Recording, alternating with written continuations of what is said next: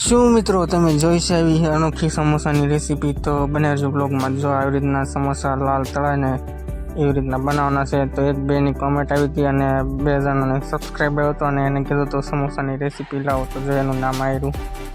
તો એ બંનેની કોમેન્ટ અને સબસ્ક્રાઈબના લીધે આપણે સમોસાની રેસીપી બનાવવાની છે. તો આવી રીતના તમે કોમેન્ટ કરતા રહેજો, લાઈક કરતા રહેજો અને શેર કરતા રહેજો અને ફોલો કરી નાખજો મિત્રો. અને સબસ્ક્રાઈબ ખાસ કરજો એટલે તમારી કોમેન્ટ પણ આવી જાય અને આવી રીતના ગમે રેસીપી તો ગમે વિડીયો બનાવવાનો છે મિત્રો. તો ચલો સ્ટાર્ટ કરીએ મિત્રો સમોસા બનાવવાની રેસીપી. શું લેવાનું છે?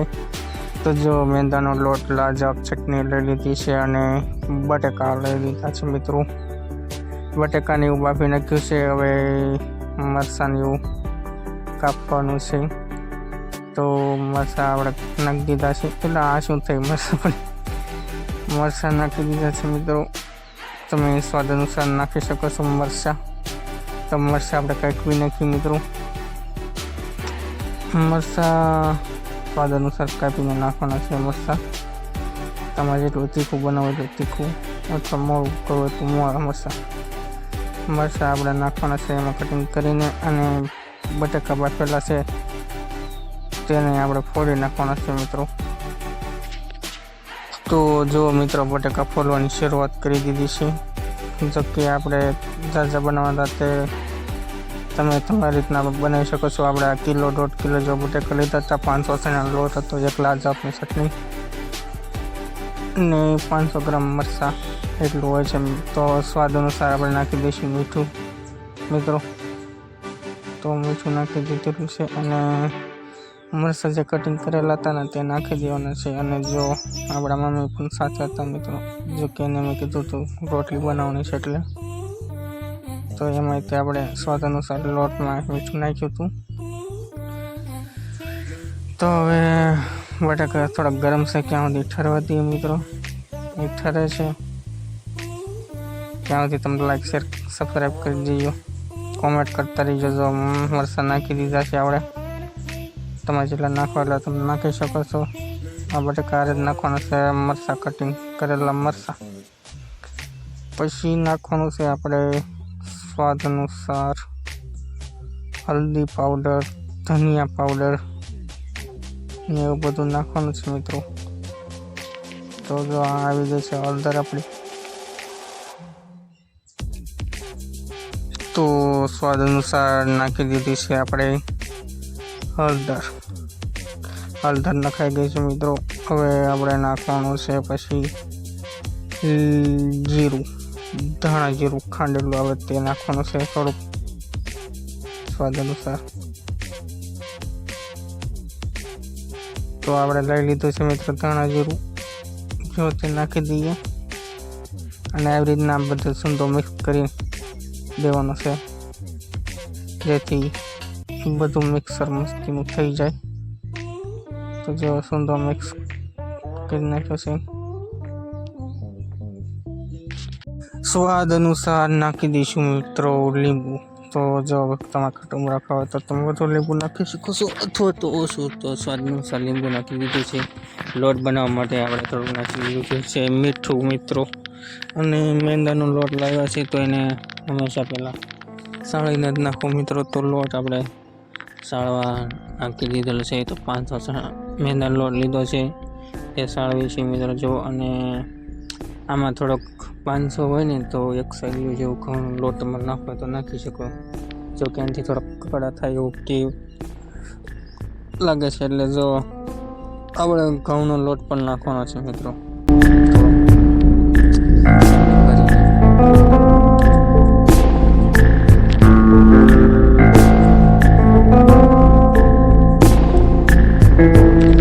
તો આ લોટ તો નખાઈ ગયો છે. હવે નાખી દઈએ ઘઉંનો લોટ મિત્રો.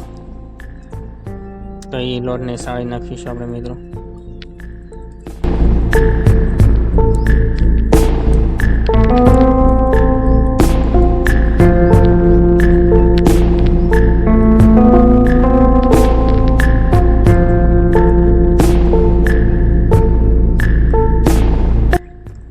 તો હવે લોટને એવું નાખી દીધું છે. તો હવે એમાં નાખી દઈશું તેલ મિત્રો અને પાણી. તો આપણે કઠણ નહીં, બહુ ઢીલો નહીં એવો લોટ બાંધવાનો છે સમોસા માટેનો. તો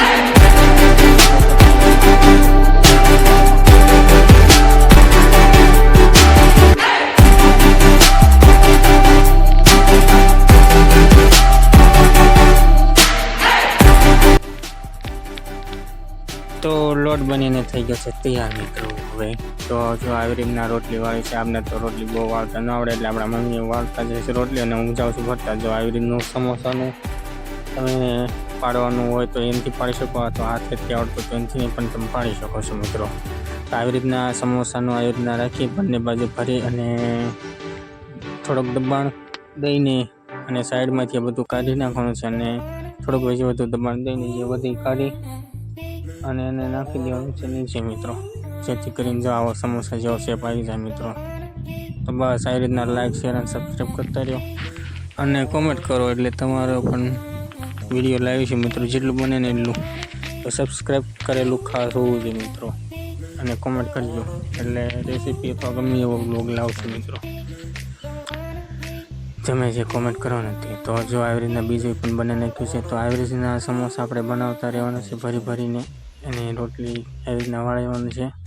અને બીજી રેસીપી સમોસાની એવી રીતના જ હોય છે, પરંતુ તે નાના નાના કટકા લઈ અને હાથમાં રાખવાનું હોય છે, અને ફરતું પાણી લગાડીને પછી લોટ લગાડીને એવી રીતના બનાવવાનું હોય છે મિત્રો.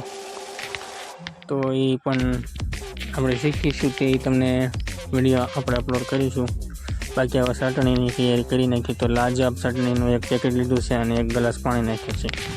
પછી તમારે જે ચટણી બનાવી એવી, જો પાણી ઓછું નાખશો અને ચટણી એક પેકેટ નાખશો તો ફૂલ ઘાટી થઈ જાય સોસ જેવી. લાજવાબ ચટણી અને થોડીક મોરસ નાખશો એટલે ગળી લાગશે મિત્રો.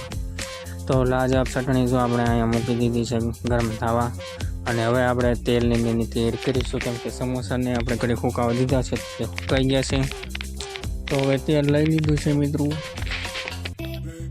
તો એક બાજુ ચટણી થાય છે અને બીજી બાજુ આપણે તેલ ગરમ મૂકી દીધું છે. તો સમોસા સુકાઈ ગયા છે. તો હવે લઈ લઈએ મિત્રો એને તળવા માટે. તો જો લઈ લીધા છે તળવા સમોસા.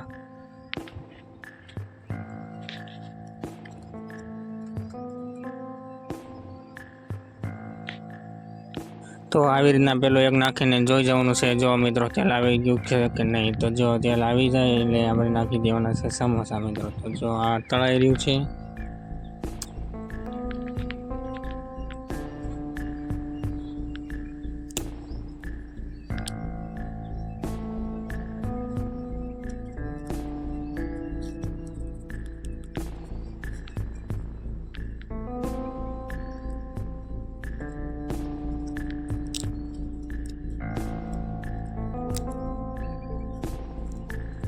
તો ફાઇનલી મિત્રો જો તેલ આવી ગયું છે. તો આને ઉતારી લેવી અને સમોસા તમારે જેટલા નાખવા એટલે નાખી શકો છો. તો આપણે 3-4 સમોસા નાખ્યું મિત્રો.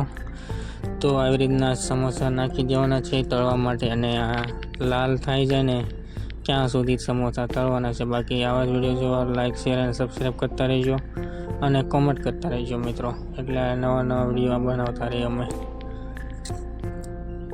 તો જો સમોસા તળાઈ રહ્યા છે. તો બસ આવા જ વિડીયો જો કોમેન્ટ કરજો, લાઈક કરજો, સબસ્ક્રાઈબ કરજો અને ફોલો કરજો, જેથી આવા વિડીયો તમને મળતા રહે નવા રેસીપીના. તો મળશું નવા વ્લોગમાં. તબ તક કે લીએ જય મહાકાલ મિત્રો.